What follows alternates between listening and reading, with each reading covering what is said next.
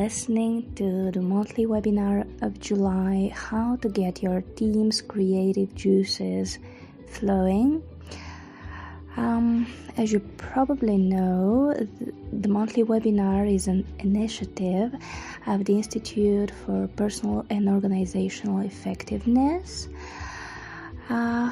which aims at helping companies grow and succeed. So, the topic this month is, in my view, of critical importance in times of uncertainty, disruption, as we still face the global pandemic. And we need to find new ways to make companies detect and use talent in their teams and to get their creative energy flowing. So, in this webinar, I'll try to make you acquainted with some of the ways that in my practice, more than 10 years in the field of consulting and more than 15, almost 12 indeed, years in the academic field of organizational psychology,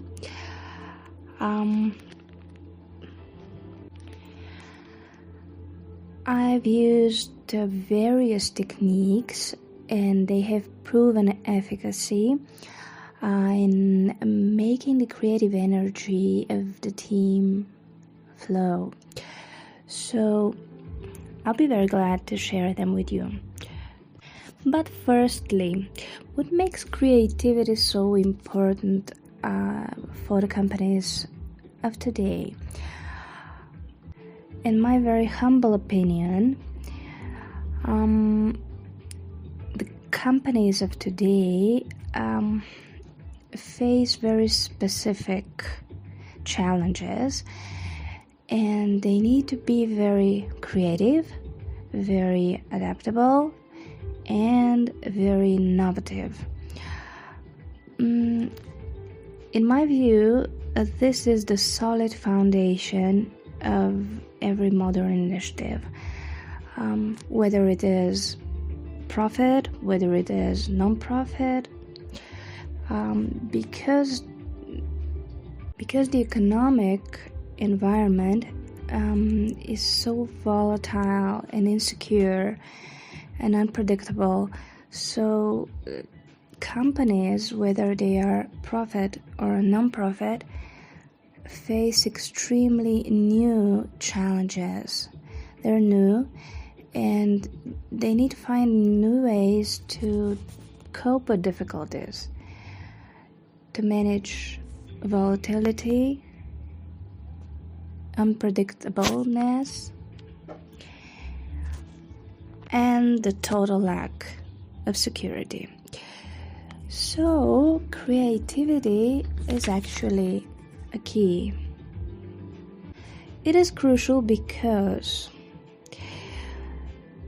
it raises motivation, engagement, inclusion, attachment. At the same time, it helps quickly and effectively build teams. And last but not least, it lowers the negative attitudes towards work, the burnout risk, the chances of developing work alienation, etc. Creativity is definitely key.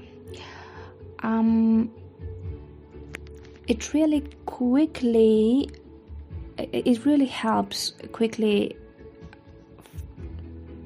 form very highly efficient teams. Just to share my personal experience, for the last year I've had the pleasure to work with almost 20 interns, very talented, very hardworking, and fun, who've actually helped me a lot to generate ideas about creativity and to explore it in our everyday assignments together. And I'm pretty sure that we wouldn't have succeeded in our projects, everyday work, if we haven't deeply explored creativity, if we haven't tasted it, if we haven't put it in practice. So looking back to the work that we managed to complete this last year successfully, sometimes I can hardly believe it. We actually did it, as the results are absolutely stunning to me. So creativity is key. But here comes the point when we ask ourselves, what actually we as leaders or as consultants who help leaders make their teams more effective, what can we actually do to help our teams get more creative, more innovative, more adaptable? I think I have some answers for you. Actually, 22 bright ideas, at least I hope so, to help you make this miracle in your team. So, this is the moment that I have to say that everything that I will now mention is been proven to work in practice. So, no theory, only practice. And I'm sure that these ideas work great, especially with Gen Z and with millennials, as I myself am a member of the millennials. And I think that these ideas work not only with Gen Z, but with the millennials too. Not sure about other generations. Some of them, especially the older ones, seem more reluctant to use some of these ideas, but you can try to modify them in some way so you can use them in your specific field and workforce generation. I have to say first that I've tried these ideas mostly and predominantly in innovative, knowledge-based economy, especially in the field of consultancy services and research in business and consulting. So as I mentioned, you have to keep in mind this.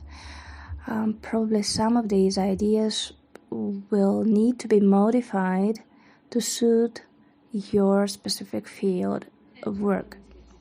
However, most of them are extremely universal, and I'm sure they will be of help. So, what I think I have to mention first are the brainstorming sessions. Probably you know that they are used mainly in the field of advertising and marketing. They're extremely popular there. However, they actually can be used in many environments, in many situations, in many fields of work. And I can mention consultancy services, in education, actually in anything that is knowledge-based. You can use brainstorming sessions to generate ideas, to raise the energy of the team, to show your team how well they do. Because what I always see when we do the brainstorming sessions is that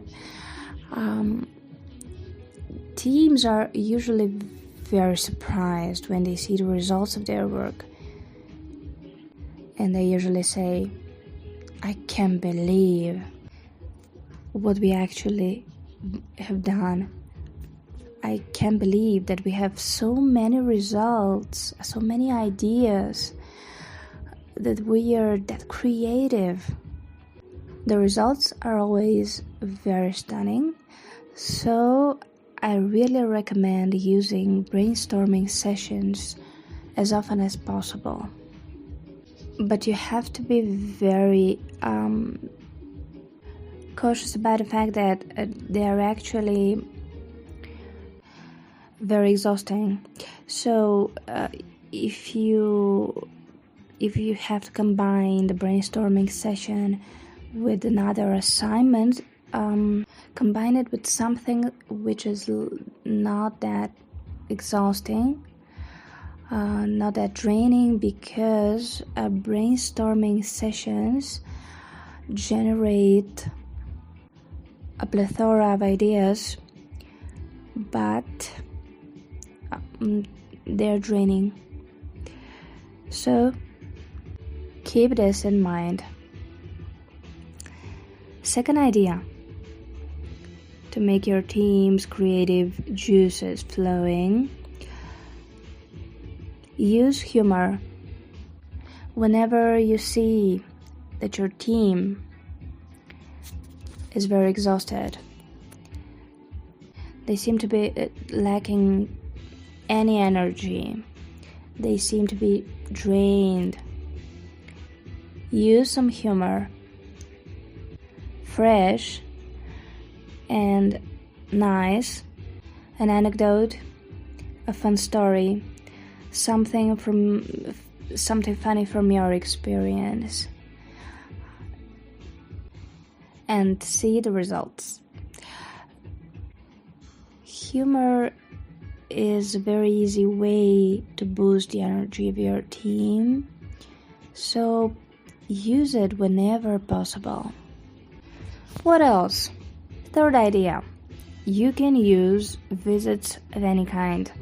Your team can visit some places, new places, something interesting for your team specifically, like museums, galleries, something outside the office. Or another idea to use visits is to make someone visit your company. Visiting a consultant in your field, an expert, a lecturer, someone who will be useful to your organization, who will make the everyday routine of your company different. So I recommend that you make the visits, whether you visit something outside the company or someone visits your company, to make them a tradition with the time, like a monthly tradition, something of this sort. So let's go to idea number 4: movement, dance, or art. I've seen it so many times when the teams that I work with have almost fallen asleep. No energy, no ideas. heavy eyelids. Or you can easily picture these times when we, as consultants, and you, as leaders of teams, feel desperate. You have no idea what to do. You have tons of work to do, and you have this sleepy team which you can easily bring back to work with suggesting some movement, dance, or artistic assignments. No need for your team to have some specific skills or expertise in these fields.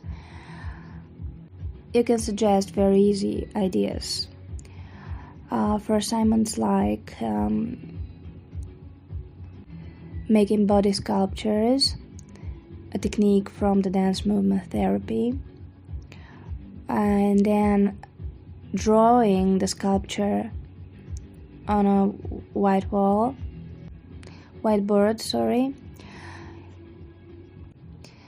which is named kinesthetic portrait. So you can combine these two techniques. It's usually fun. People like it. Or alternatively, you can use the body jazz technique of Gabriel Roth, which is another technique from the dance movement therapy, because it's very easy too. And the idea is that the team members use all their body parts and move their body parts preferably to Gabriel Roth's music, which is very suitable, but you can use other music too. The idea is just to make the person move so that they can relax and they can use the right hemisphere of their brain.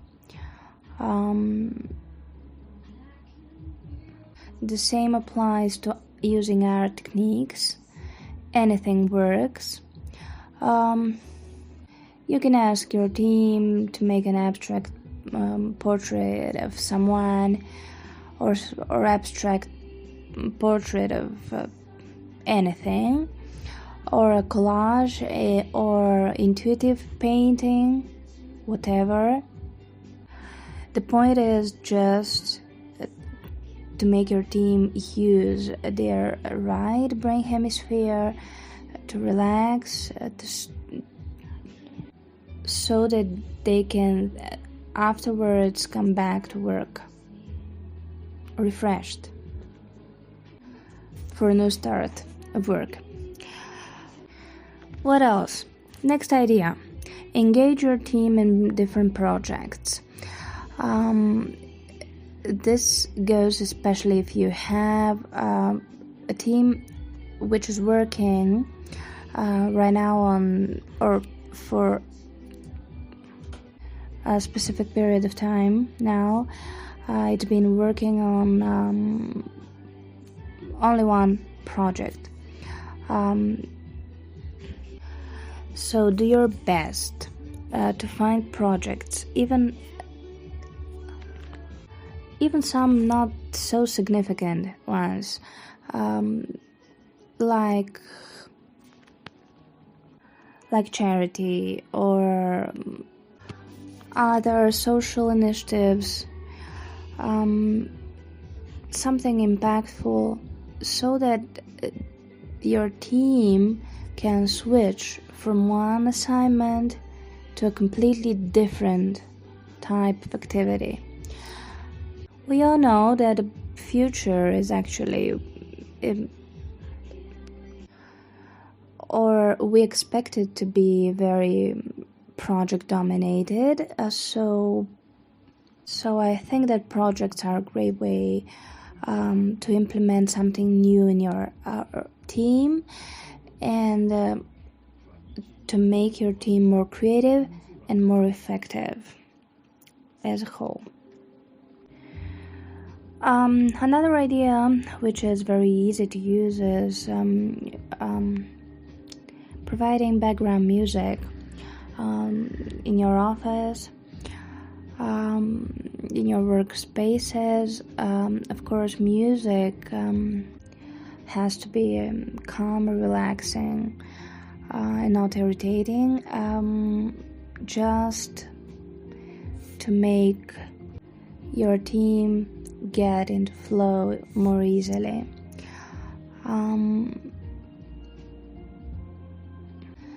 But make sure in advance that your team actually likes music, because some people prefer silence when they have to concentrate on something important that they work on. So check with your team well in advance if they need music, if they prefer silence instead. Next idea. An idea which actually the teams that I've worked with adore. And it doesn't really matter what kind of business they are in. I think the personality lab, which is this idea that I wanted to mention, is really loved as an idea to make your team's creative juices flowing. What do we normally do in personality labs? I'm a psychologist, so I have an affinity for personality labs, I have to admit. But I think that people love personality labs because we all need to learn something new about ourselves. And using tests and other personality assessment tools, using some assignments to get to know ourselves better is really of help. Sometimes I use some even clinical instruments just to make people more creative with something new that they have to work on, something that they don't really know, and I really love the way people love to dig into themselves. Sometimes the consultants, we really think in advance that people will be reluctant, that they will be defensive, but instead people like the idea of getting to know themselves better. So you can use personality labs to boost the creativity of your teams. Another powerful idea, using some kind of practices or therapies in the workplace. I mean some wellness therapies or massage or something of this sort. Mindfulness, yoga,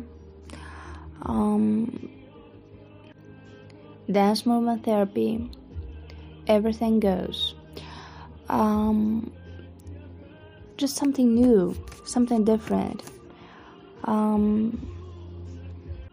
to break the routine, to make the work more challenging, to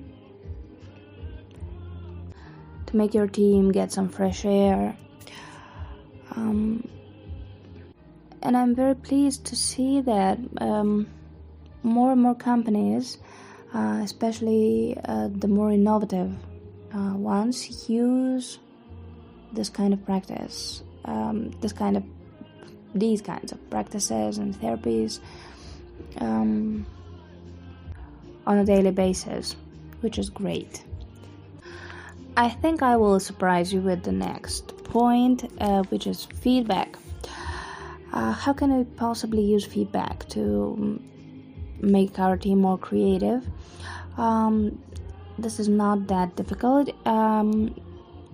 Actually, you can give feedback in some kind of a circle. You can give feedback to a specific group of employees, to a specific team. The idea is to be more specific in your feedback, to be focused on the future, on the improvement.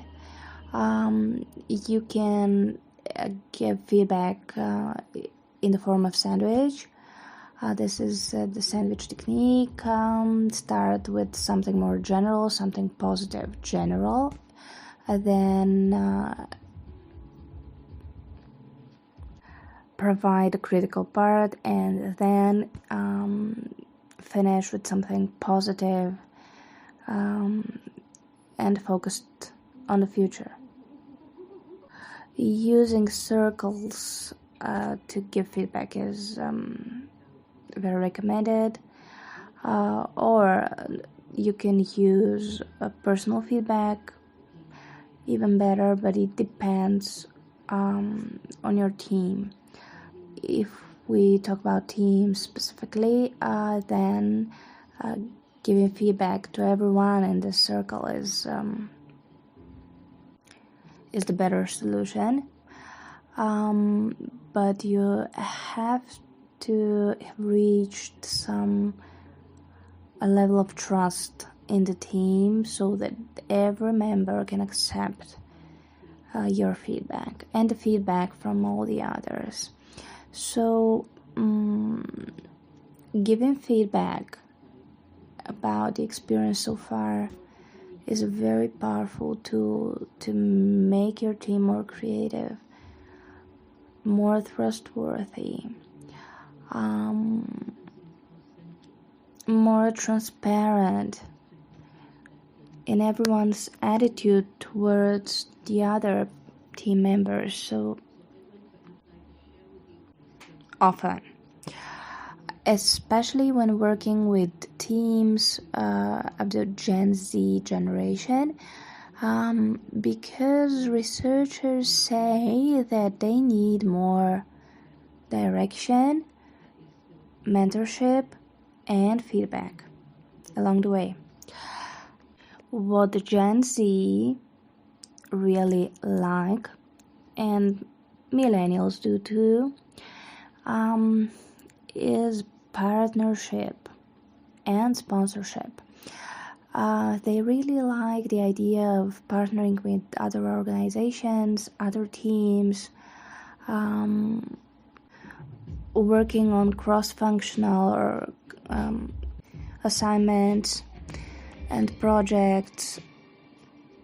So if you work in a larger company, you can easily find ways to make such partnerships work in practice, or you can use partnering with other teams, other organizations. Sponsorship helps too. And here we touch the idea of, as I mentioned, mentoring. Mentorship is getting more and more popular, we all know, especially among millennials and Gen Z. I think they love to have mentors, but people who they really adore. Personally, I've worked with trainees who sometimes show some hostility towards me. Sometimes it's really surprising, but I think that when you work with a large group of people coming from various backgrounds with different level of education and so on and so forth, you can face different challenges. So I've seen people who adore me, and I've seen people who have some passive aggression in them towards me. So I think that this is crucial to find people. If you use mentorship in your team, make sure that the mentor and the trainee, the mentee as it's called, have a good bond between themselves, that they really like each other. Because if they don't like each other, no matter what the mentor does, it will be useless. The mentee will sometimes sabotage the work of the mentor. So make sure that they have this beautiful bond between them, and use it so that the team gets their results achieved. Small gifts can also help to break the routine, to make the work of the team more creative, to provide some good vibes. So you can implement this idea, some kind of a tradition in the team, the tradition of giving small gifts to the people that we work with, like on some occasion, on a company anniversary, or the birthday of of a team member. Why not? Gifts are great. We all love to receive gifts, don't we?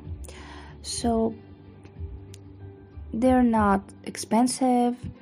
You can limit the price of the gifts accepted. So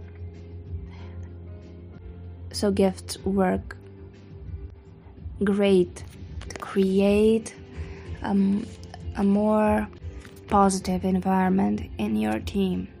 So we've reached an idea that I see more and more often in companies of various types and sizes, the use of events in the companies.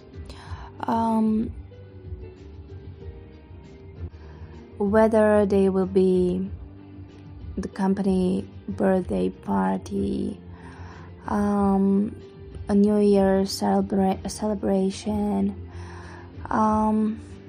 any anniversary of a specific team. What else?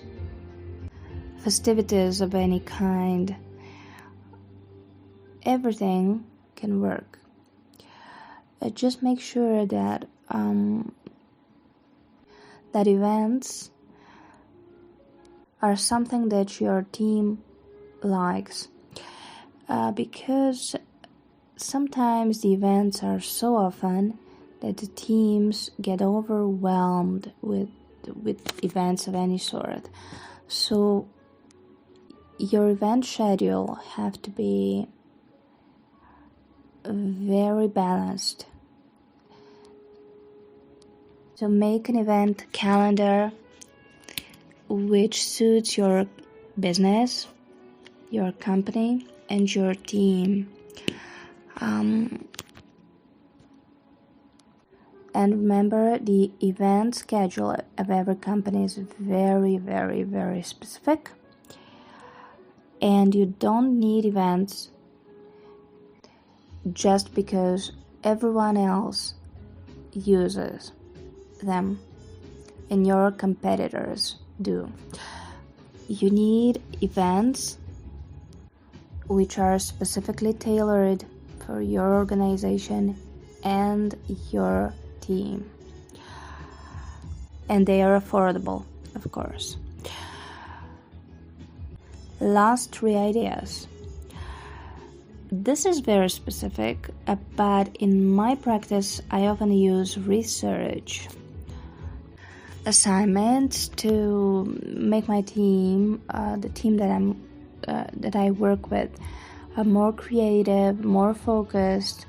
I engage them in different types of qualitative and quantitative research. To make it easier, I recommend that you have an information database, a research database, so that you can make easily research of any type. My observation so far is that teams love using research, implementing research in everyday work. Now, having the World Wide Web and various information resources, we can use the unlimited possibilities that they provide. So engaging in research is always fun. And sometimes, as in my case, it's part of our everyday work, so it's very useful also. Next idea, rotation and job enrichment. Rotating assignments, positions, and enriching work, which means adding new assignments, duties, responsibilities. Everything of this sort works very well to make a person more creative, so they don't get lost in the routine of everyday work. If you can enrich the work with something, with some assignments out of office, this would be great. So here comes the next idea: traveling, trips, or a picnic. Why not? Can help to make your team more creative. Especially the idea of a picnic is a very cheap one. So you can't say that it's not affordable. It's actually very, very cheap, and it usually gets people very excited. So traveling, trips, picnics are all great. And I know that this is not very contemporary. Probably it's not modern anymore, but I don't know.